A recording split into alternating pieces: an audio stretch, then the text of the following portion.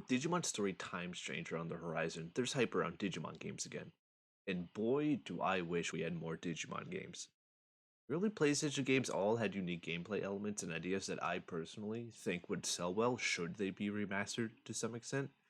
But what if instead of rehashing these old games, there was something new and exciting that pushed Digimon into a new frontier, so to speak?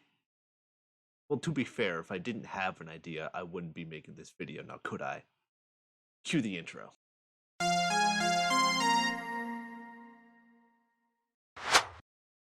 What is up, ghouls, gamers, and goblins? Potato Bagel here. Now, for all the new faces, I make videos, obviously, mostly around Pokemon, but with the intention of speaking into the developmental and analytical aspects. Anything, that goes on behind the scenes. Which means a lot of my talking points and yes, criticisms come from hindsight, but also precedence. And Digimon has just enough of a weird history of games where any new ideas aren't that far fetched. Now, as for what my actual idea is for a new Digimon game, well, it's an open world action RPG similar to Xenoblade Chronicles. I know this probably isn't the most original idea, as I've seen some videos with similar ideas, but they never actually tackled potential gameplay elements before, and that's where I want to focus. That being said, my experience with Xenoblade Chronicles consists of never touching the first game and instead playing through 2 and 3. So a lot of my idea biasing comes from those two games, so bear with me. I think the easiest place to start with is with combat. Now, what people want out of a Digimon game, especially involving a party of characters, is probably something that's going to resemble the original Adventure Ensemble, much like what we got in Survive. And, that works. 7 or 8 Digi-destined, each with their own partner Digimon, you know, who would then represent the different families like what we got in, the DS era of games. Now, in XE2 and 3, there are technically 6 party members in combat.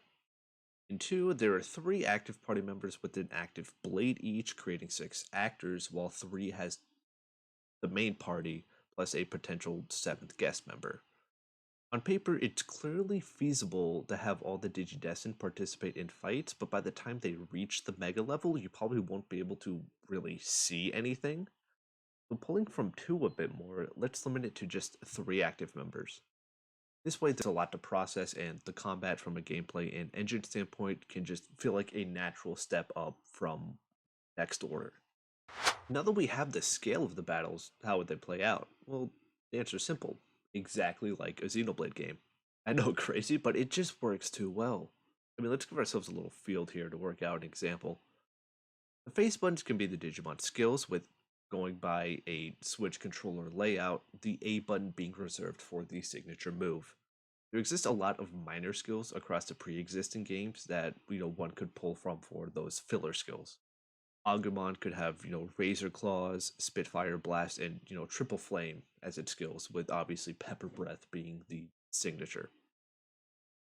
Now, in combat, the D-pad had a different in Chronicles 2 and 3. In 2, you use it to switch blades, and in 3, it was used to access diffusion arts. In the case of this, Digimon game idea, we'll be going with the fusion arts. I'll touch on those a little bit more, but just note that they exist. And obviously, they're going to be used independently by pressing the corresponding D-pad button, or, in the actual fusion art fashion by holding the left trigger and activating the corresponding main skill. And as well, I think if you hold the left trigger and you press the bumpers, I think allow the player to switch between the other two, party members that are in combat. Now, on top of that, the right trigger, I'm going to have access the Digivolution menu in combat. I think this would work best as a case similar to Digimon World 3, but with the menu style of Next Order. In World 3, you could, quick select Digivolutions to access in battle, as well as set one to be your default in battle, assuming that the fourth slot would be the rookie state. And then you could hold the right trigger and then get a wheel similar to Next Order to then quickly select a Digivolution, all of which would have different skills. I think this helps maintain the flow of combat a little bit easier, plus it might be a little bring down the line once you have access to all of the Digivolutions and just be able to slide Digivolve across those different branches. And now that the full battle experience has been explained, how does everything else fit into place? Well, that's easy. Obviously, your cast of characters is going to end up exploring the digital world, fighting wild Digimon and getting stronger. My idea is that the main Digivolution lines are unlocked through the story with a series of side quests unlocking the other Digivolution branches.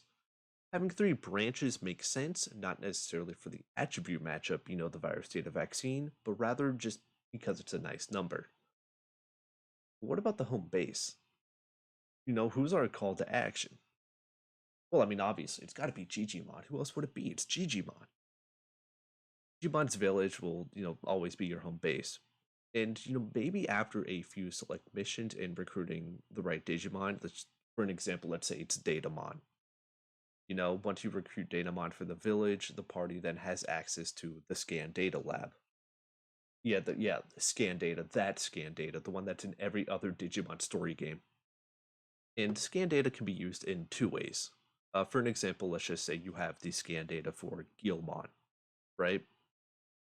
So, you know, the first thing you can do is use that Guilmon scan data to then just reconstruct the Digimon, which is typically what's done in most of the story games. That's how you get them to your party, is that type of thing. But in this case, that Guilmon is only going to be restricted to be the village. Maybe he's running a shop, and because it's a Dragon Digimon, maybe certain items are discounted or certain equipment is made available, that type of thing. Or if he gets put on the farm, certain ingredients are more likely to appear. The alternative option, in my mind, is to turn the data into a Digicore. And these Digicores are going to serve as the main of equipment. And my idea for this, stems from the Digimon PSP game. In Adventure PSP, each party member has its own layout of slots, I guess is the best way to put it, that you could, put Digicore items into. And each party member has, a unique shape that you sort of have to fit together like a puzzle to get the boost you want. And I think this, works really well here in this format as it kind of, feels like Xenoblade's Aux cores in a similar way. And so I would like to imagine that the Digicores have two types. One is for a skill, the other for an augment. Obviously, in the case of Guilmon here, because it's a Digimon, I would most likely want it to be the skill type as opposed to the augment, but maybe there's also slight augment to it. I don't know. Doesn't matter, but its main focus is that it's the skill. Guilmon's skill is either, Pyrosphere or Rockbreaker, whatever. Let's say Rockbreaker, right? And then you equip that onto Agumon, and now Agumon can use Rockbreaker, by slotting it onto the D-pad, or it can use it with its fusion arts. You see where I'm going with this here? And I'd also like to assume that there could be Digicores that aren't from Digimon specifically, just like generic ones. Kind of like how in the DS games there was like certain equipment that like are like family restricted, sort of. I don't know, but just like family restricted or just other generic ones that just, buff up a stat, stuff that can just easily be bought without having to come from where else. And I think, and that actually about covers everything I really wanted to talk about. This was just sort of laying out a plan, not really even a plan. I mean, I don't own the rights to Digimon. This is just me throwing darts at the wall, just laying stuff out. Obviously, this video is honestly a lot shorter than I expected.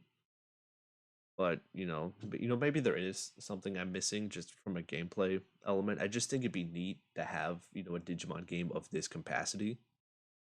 And that being said, feel free to share your thoughts in the comments. Um, and obviously subscribe too, it helps a lot. I definitely want to like expand this game concept a little bit more. I do have ideas for my own Digi Destined, and especially when each of them is going to have, branching paths similar to the player character in Survive. That's a lot of work, and maybe there is some story concept as well, but I don't know what else to touch on besides that. So, if you have any suggestions, leave those down below too. I do read all the comments, even if I don't react, but I do read them. So with that, thank you for watching, and as always, Stay frothy.